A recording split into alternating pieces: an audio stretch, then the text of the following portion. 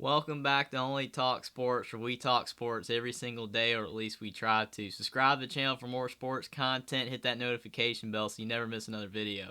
Now, I got an interesting game here. A lot of people probably be surprised I'm doing a preview and prediction of this, but I saw on a lot of betting websites that people are picking Western Kentucky to beat Indiana on the road. Is that going to happen? Let's break this game down and see my thoughts on this game.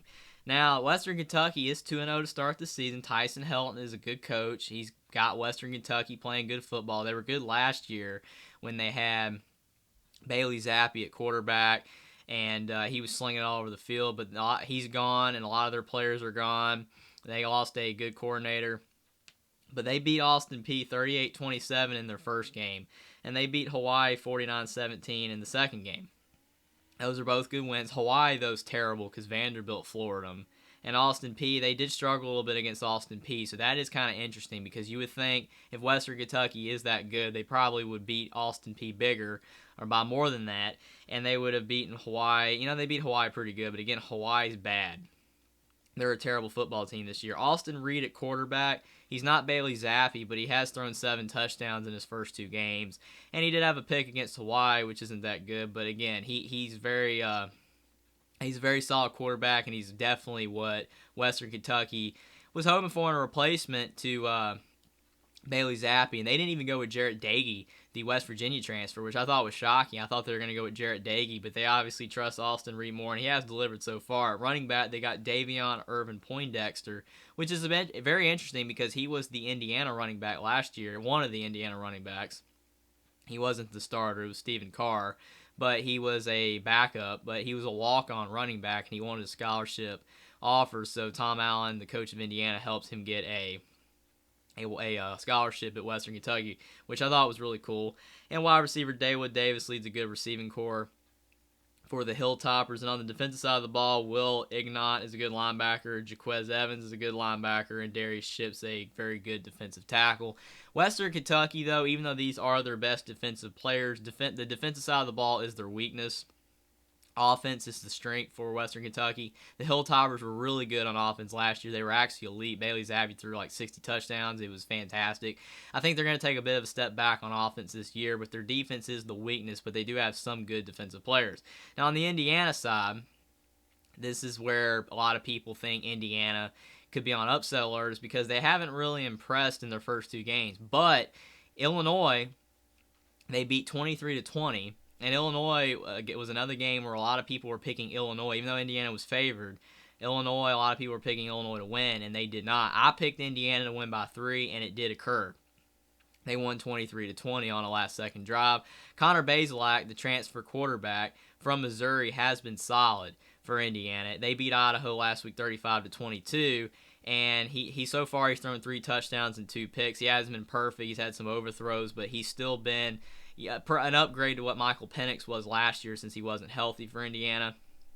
Tom Allen obviously is a good coach for Indiana because Indiana is a tough place to win at, and he galvanizes the team, and he tries to get as many good players as he can to Bloomington, which is very hard to do because of being in the stat Big Ten East.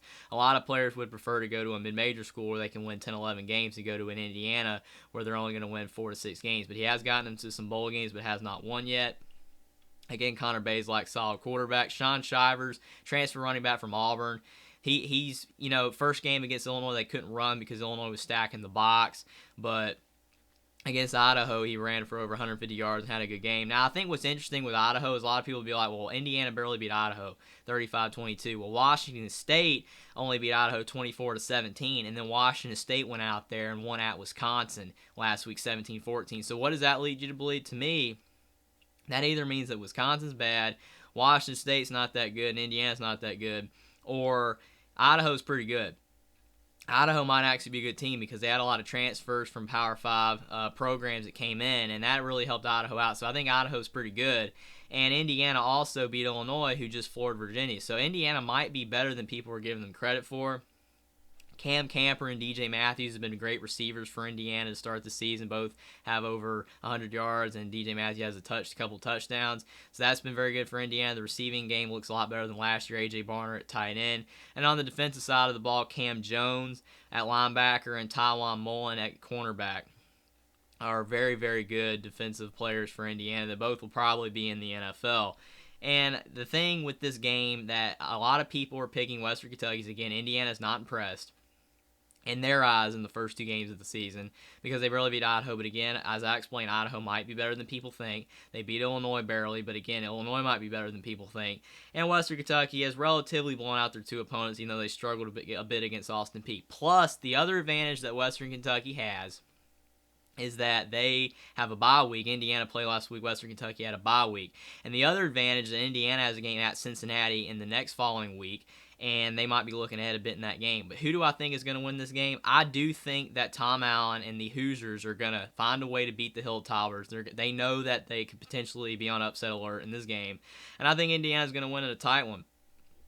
I think they're going to win at a somewhat odd score of like 35-31. I think that Western Kentucky is going to be able to keep it close, and they might even win. I could be completely wrong. A lot of people are picking Western Kentucky for a reason, but I think that's going to help aid the Hoosiers in trying to avoid the upset bid.